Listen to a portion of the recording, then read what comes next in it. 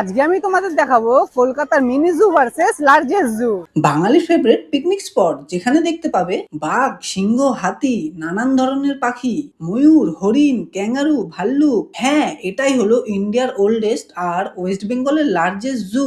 প্রায় 46 একর জমি ঘিরে এই জু তৈরি হয়েছে।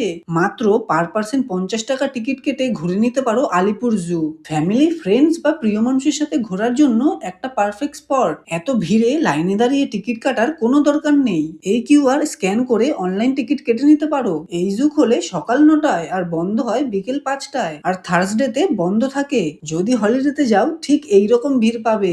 আলিপুর জু আসতে হলে ময়দান বা রবীন্দ্র সদন মেট্রো স্টেশনে নেমে অটো, বাস বা ট্যাক্সি ইজিলি পেয়ে যাবে। আর এটা হলো কলকাতার মিনি জু। এখানে তুমি দেখতে পাবে জেব্রা, জিরাফ, কুমির, হিপোপটেমাস, আরো দেখতে পাবে নানান ধরনের পাখি, নানান ধরনের বাদর, হরিণ। এটা হলো নিউ টাউনের হরিণালয় জু।